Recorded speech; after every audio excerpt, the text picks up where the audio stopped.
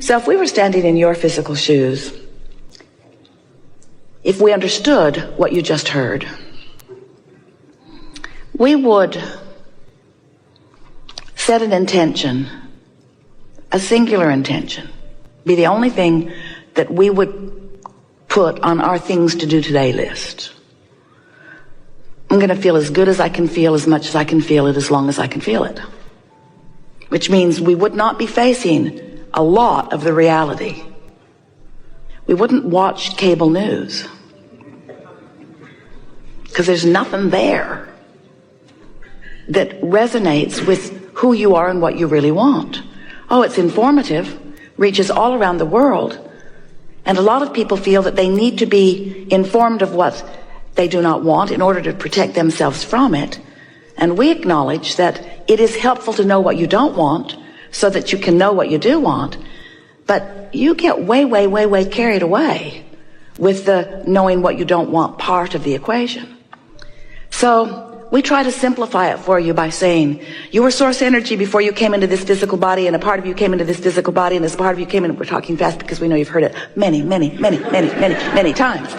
Part of you comes in that physical body, and you explore the contrast, and you know what you don't want, you know what you do want, and you send off rockets of desire. And every time you send off a rocket of desire, that rocket of desire becomes a permanent resident of your vortex of creation. And the source within you becomes vibrationally aligned with that new leading edge desire that you have ferreted out from the contrast that you have so decidedly chosen to live when you made the decision to come into this physical body. So you've launched a rocket of desire, but you've done more than that. From your physical format, you have caused the larger part of you to expand, and the larger part of you, that inner being part of you that was you before you were you in your physical body, that still is you even though you are in this physical body, this non-physical counterpart, this inner being, this source part of you has evolved because of what you've just lived. And as that part of you has evolved because of what you've just lived, now you have a choice of whether to keep up with that evolution or not. And that's what your emotions are. The better you keep up with the expansion that you have carved out of this life experience, the better you feel. But if you launch rockets of expansion, and the source within you becomes the equivalent of that expansion that you've asked for, and you stay focused upon the problem that caused you to launch the rocket, then there's a vibrational gap between you and you that you feel in the form of emotion.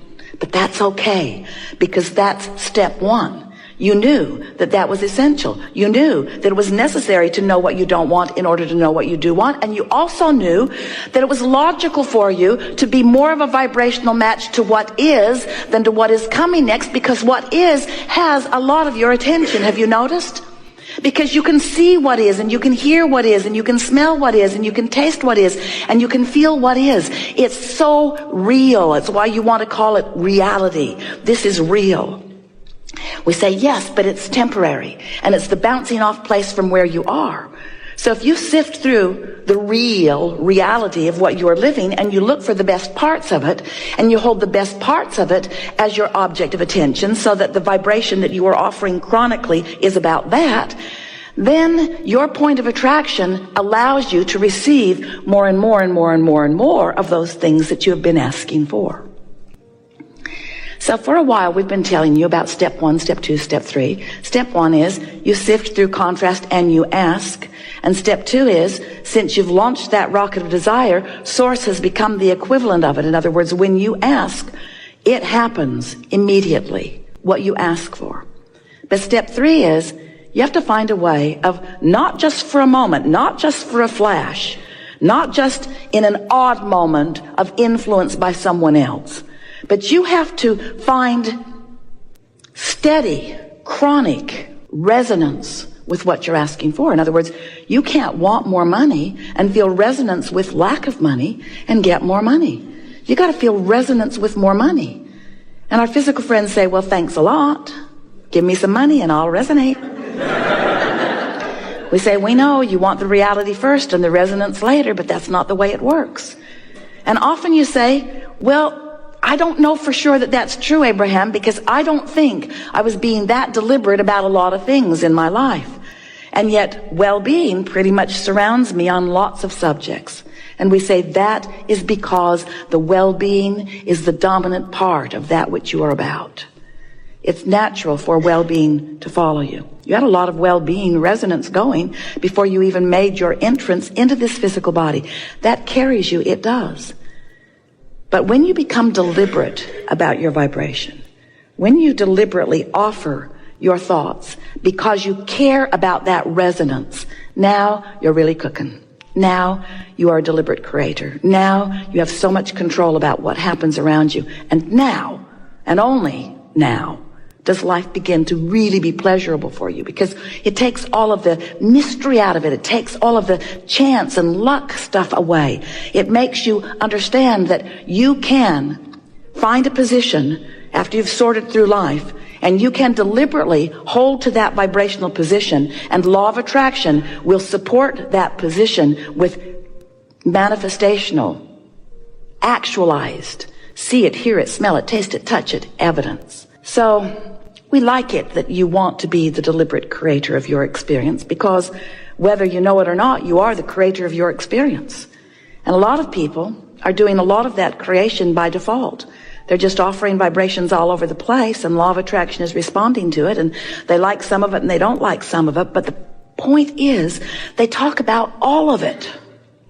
So as you're talking about wanted, that's good. But as you're talking about not wanted, not so good, because all of it practices a vibration. And sometimes, without even meaning to, you practice a vibration that causes that step 3 part, that allowing part, not to happen. Oh, you want it. You want it so much. You want it so much, and Source has delivered it so fully, but you're not seeing it. You're not realizing it. It's not evidential to you yet, because you're vibrationally off signal. Esther and those back at the office in San Antonio had a really wonderful experience in the last couple of months, because there's a beautiful water feature there. It's man-made. The well pumps the water up to the headwaters, and then it flows down a beautiful stream with some falls and trickles into a big pond down at the bottom. And there's a filter that filters it and keeps the water clear and keeps the fish in the pond happy. But it wasn't filtering, and the pond was not clear, and the fish weren't happy. Something was wrong. And so the pool people came out, and they just assumed that there was something wrong with the filter, so they put a bigger, stronger one in, but it just worked harder and harder, and the pond was still not clearing. The pressure was building in this tank, way more than it should have been. Esther went into the pump house and didn't want to stay, because it felt to her that that pump was about to blow up, and she didn't want to be in there with it when it did. She could just feel the strain in its efforting to get the job done, but there was something that was keeping it from doing its job. So then it was discovered that the pond pulls water from the bottom, comes through pipes into the filter. Filter was calling it in, filter was filtering it and trying to put it back into the pond through some other pipes, but those pipes were completely clogged. Caliche had built up in them, very hard Texas soil. It becomes almost concrete-like. And so several men for several days with several different tools tried to clear out those pipes, chisel away, put the plumber's snake in them. It was obvious that that was not going to happen. And the pipes had enough twists and turns that it was reported to Esther, we are not going to make this happen this way. And so the idea seemed obvious. Well, we're going to need some more pipes putting the water back into the pond. And so they laid them on top of the ground. No point in burying them until you know your theory is correct, right? So they put the pipes on top of the ground, and now the pressure tank is happy. The filter. Oh, what a sigh of relief it breathes as the water is now flowing back easily into the pond. Seems very simple, doesn't it? Water out, clean it up, put it back. Step 1, step 2, step 3. And so we are suggesting to you that you give up on trying to clean out your pipes. Because there's a lot of gunk in there. And a lot of it's been there for a long time, and it's hardened. It's become immovable. But you could lay some new pipes. You could lay new plumbing. You could put new inlets. You could much more easily just establish some new ideas about some new things. And you'll discover on those new ideas that when you ask, it is given. And in your absence of clogged pipes, what is given is recognized by you, is revealed to you, is realized by you, is experienced by you very, very quickly. And this is our way of saying to you, rather than coming to a gathering like this with things that you are aware of that are not working as well as you'd like them to, with issues that you want to discuss, if you will start with new things that you have not yet clogged your pipes about, you will allow these universal laws to deliver to you results of your clear thought, and you will begin to feel your true power.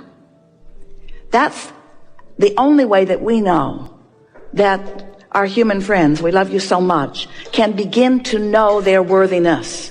Because when you ask and it feels like it isn't given, you stop feeling worthy. You start trying to explain why you're asking and not getting when it looks like that one's asking and getting and that one's asking and getting. And then you make up the most ridiculous explanations of why you're asking and not getting. I was bad in a past life. I wasn't born to the right people. I didn't follow my religion carefully enough. I'm being punished by God. I'm being cursed by. And all it is you clogged up your own pipes. That's all it is. You practiced thoughts, and you practiced them long enough that they became chronic thoughts or chronic beliefs. Beliefs are just thoughts that you keep thinking, vibrational patterning. So when you say, I want that, you also say, but it's not likely. I want that, but it won't come. I want that, but I've never had it. I want that, but I hardly know anybody that has it. I want that, but the government's in the way. I want that, but my mate's in the way. I want that, but my kids are in the way. I want that, but I don't know what to do. I want that, but I'm lost. I want that, but I'm tired. I want that. So you just keep clogging your pipes, not even knowing you're doing it, because after all, you're telling the truth. You're facing reality. But it's true. But it's true, Esther would say to us. Abraham, but it's true. And we would say to her again and again, we know there are a lot of things that are true. And if you're using the truth of it as your criteria to give it your attention, you're clogging your pipes with all kinds of truths that are preventing you from the truths that you want to live. It's just a matter of what you're giving your attention to. It's all about the amount of airtime that you're giving to whatever you're giving your attention to. So when you want something and you talk about why you want it, or how it might feel when it comes, or how you believe that it could come even though it isn't here yet, that's not pipe clogging. That's laying new avenues for what you want to flow to you.